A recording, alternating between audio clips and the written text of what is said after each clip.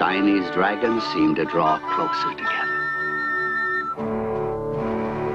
Soon after, at the Chinese border, yet another invasion was gathering strength.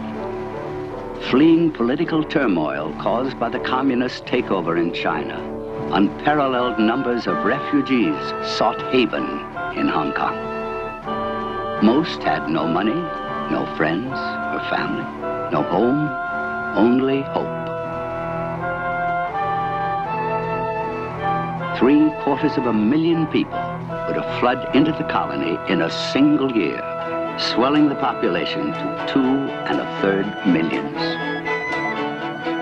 The colony struggled to accommodate this human tide. Crowded Hong Kong had insufficient housing, and squatters' huts sprang up on hillside after hillside. In a Herculean attempt to house the homeless, government developments were constructed.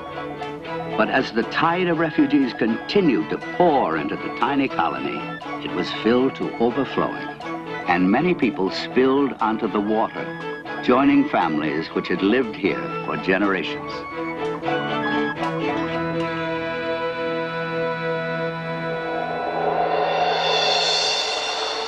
This is a story of one family which has made its home on Hong Kong waters for more than 100 years. Well, ladies and gentlemen, we are now coming into Yau Ma Tei Typhoon Shelter. Yau Ma Tei Typhoon Shelter is one of the larger floating towns we have in Hong Kong. So we're coming to see the life of the floating families living there. In Hong Kong, altogether, there are 70,000 people who live on the water. See the children waving at you. It'd be very nice if you would wave back at them. You can make them very happy this way. Hardy sea gypsies of obscure origins have worked the waters of the South China Sea for thousands of years. Their junks and sampans crowd the watery labyrinth of the typhoon anchorage, built to provide shelter from the fierce storms that sweep these shores. Ancient laws once forbade boat dwellers to marry land people, hold office, or live ashore. Finding pride in their own identity, they seldom deign to set foot on land.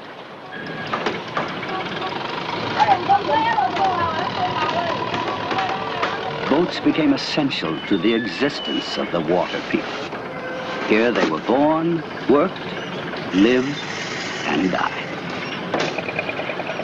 Families of fishermen and cargo carriers still form the nucleus of this floating world.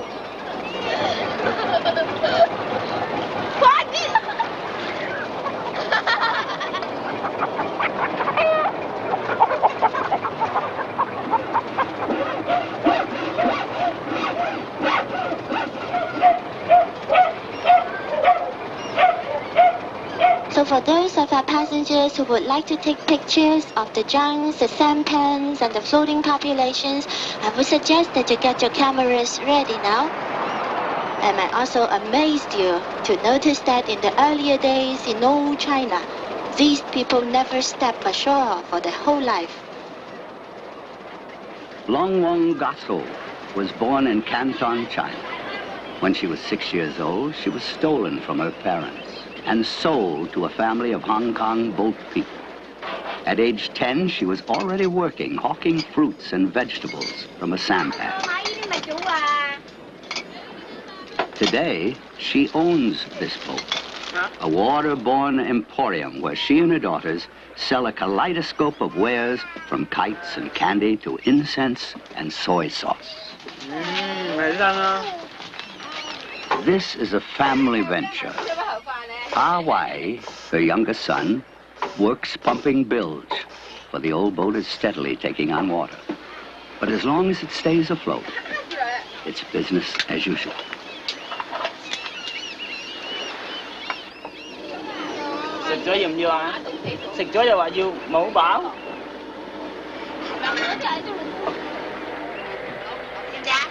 More than a store, the boat is the focal point for Mrs. Long's family life. She has 11 children and 4 grandchildren. This is the center from which all of their activities radiate.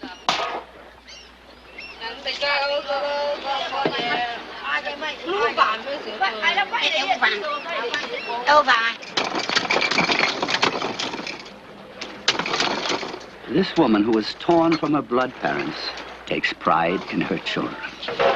She teaches the eldest to care for the youngest, emphasizing the values of kinship and the strength that family ties can provide.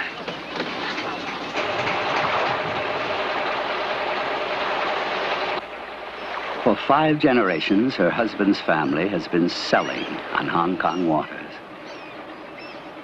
Ah Pui, their oldest son, follows in his father's footsteps, honoring the Confucian principle of obedience to parents.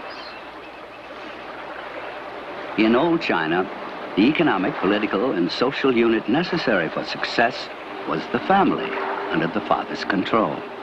Employment outside of this framework was discouraged. Conforming to traditional ways, the Longs worked together, hawking to the crews of ships in the harbor. Speed is essential. The ships are in port for such a short time that crew members have no opportunity to go ashore.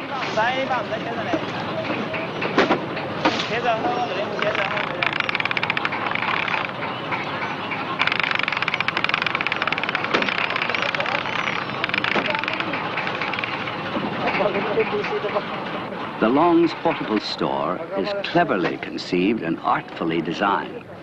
Merchandise is packed into a system of boxes that fit together like the pieces of a complex puzzle.